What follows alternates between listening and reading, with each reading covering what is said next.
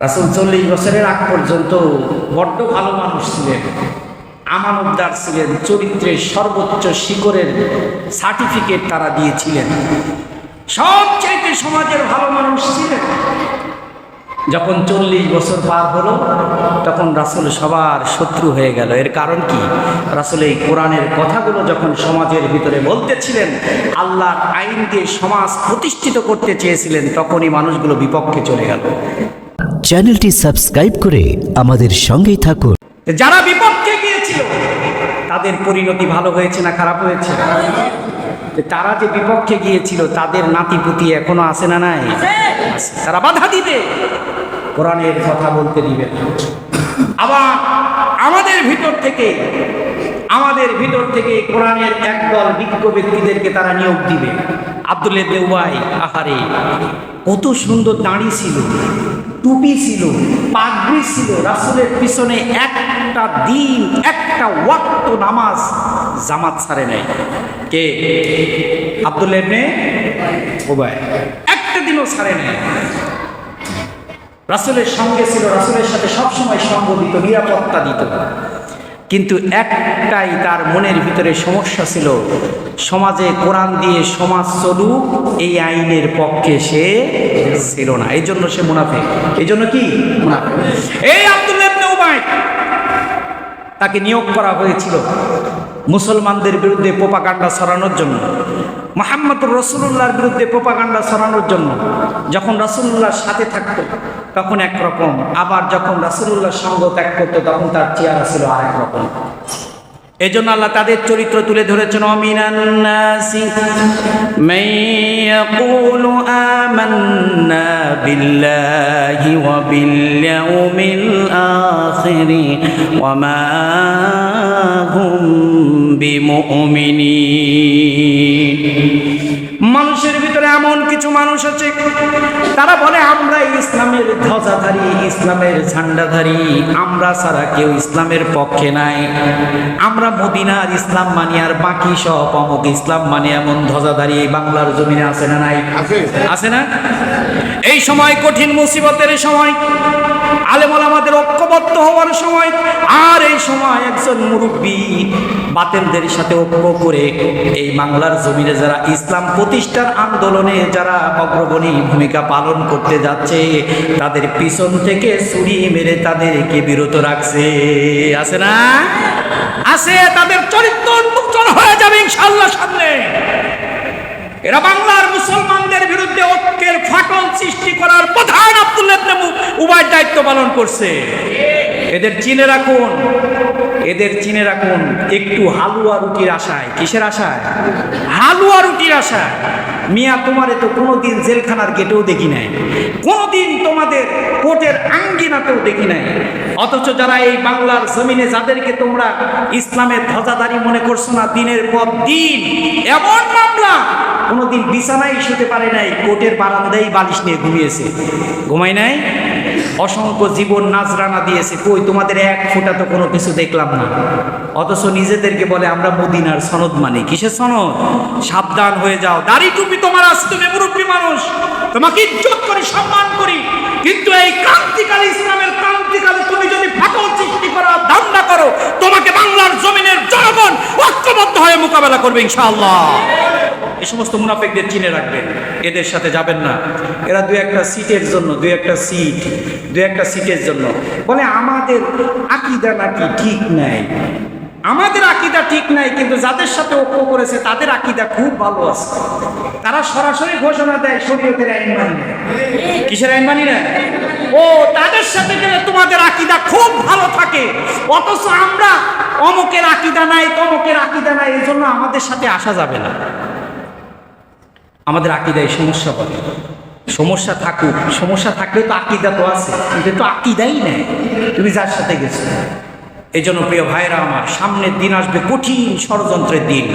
এই ষড়যন্ত্রকে কঠিন হাতে মোকাবেলা করতে হবে ইনশাআল্লাহ। আল্লাহ তৌফিক দান করুন, সবাই বলি আমিন। রব্বুল আলামিন বলেন 2 নম্বর আয়াত, হুদা ওয়া বুশরা লিল মুমিনিন, এটা এমন একটি কোরআন আমি নাজিল করলাম বান্দারে, এই কোরআন তোমার জন্য সুসংবাদ, তোমার জন্য পথ প্রদর্শক। এদের আবার সার্টিফিকেট দিয়েছেন 3টা, তারা কারা? পরবর্তী 3 নম্বর আয়াতে আল্লাহ ইন্ডিকেট করে 3 শ্রেণীর মানুষকে বলেছেন তাদের জন্য কোরআন হলো পথ প্রদর্শক। কয় শ্রেণীর মানুষ? 3 শ্রেণীর মানুষের জন্য আল্লাহ 3 নম্বর আয়াতে বলেন তারা কারা। পরিচয় জানার দরকার আছে না নেই?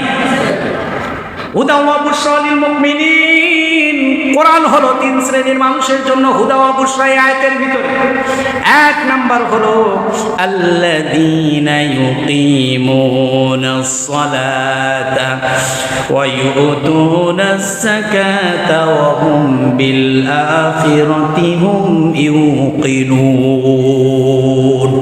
কোরআনের সুসংবাদ নিতে হলে গুণ থাকতে হবে কয়টা? 1 নাম্বার হলো তাকে নামাজি হতে হবে। কি হতে হবে? কেমন নামাজি হতে হবে? সিজনাল নামাজি নাকি?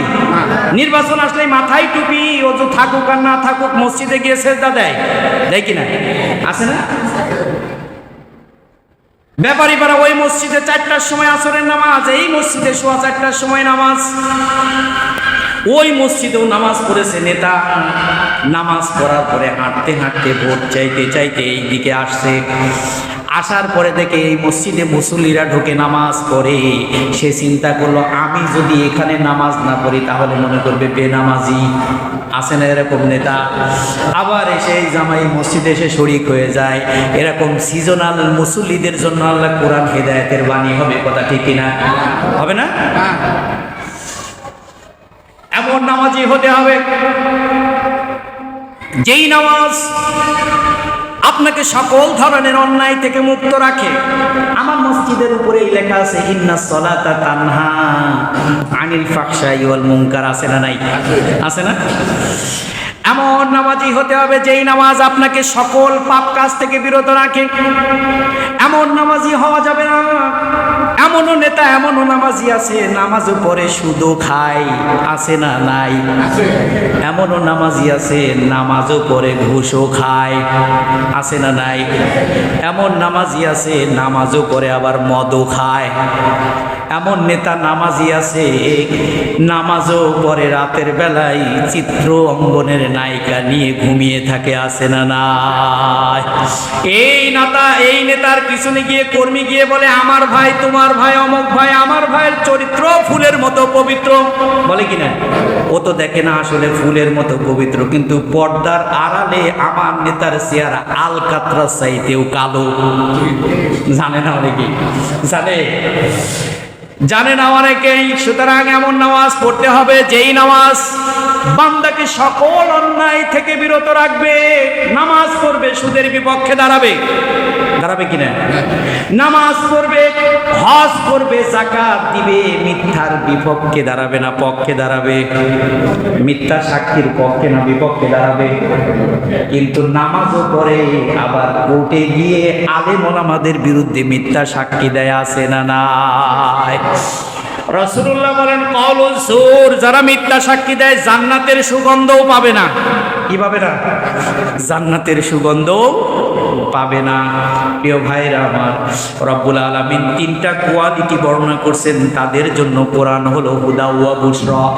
1 নাম্বার হলো নামাজ পড়তে হবে, কারণ কিয়ামতের ময়দানে রব্বুল আলামিন সর্বপ্রথম হিসাব নেবে কিসের? জোরে বলেন, কিসের হিসাব? সর্বপ্রথম বান্দার আমলের হিসাব শুরু করবেন নামাজ দিয়া। রাসূল বলেন যার নামাজ শুদ্ধ হবে, নামাজের হিসাব পরিশুদ্ধ হবে, রাসূলুল্লাহ বলেন তার বাকি যত হিসাব আছে সব আল্লাহ শুদ্ধ করে দিবে, সহজ করে দিবে। আর যে নামাজে গ্রেফতার হয়ে যাবে, নামাজের হিসাবের মামলায় যে গ্রেফতার হয়ে যাবে, পরবর্তী যতগুলো মানজিল আছে সকল মানজিলেই গ্রেফতার হয়ে যাবে, অপমান হবে, অপদস্থ হবে। এই জন্য আল্লাহ রব্বুল আলামিন সূরা নামলের 3 নাম্বার আয়াতে বলেন কোরআন হলো তাদের জন্য সুসংবাদ যারা জমিনের নামাজ আদায় করে। এটা গেল নামাজিদের গুণ। কাদের গুণ? নামাজিদের গুণ গেল। কিন্তু রাষ্ট্রে যারা থাকবে তাদের দায়িত্ব কি? তাদের দায়িত্ব আছে না নাই? কথা বলেন না কেন? তাদের দায়িত্ব হলো সমাজে যারা নামাজ পড়ে তারা তো নামাজি, আর যারা নামাজ পড়ে না তাদেরকে ডান্ডা মেরে ঠান্ডা করে মসজিদের দিকে হাঁকিয়ে নিতে হবে। এটা দায়িত্ব রাষ্ট্রের। কার দায়িত্ব? রাষ্ট্রের নেতাদের দায়িত্ব। নামাজ পড়বে ব্যক্তিগত, কিন্তু রাষ্ট্রের দায়িত্ব আছে না নাই? আমি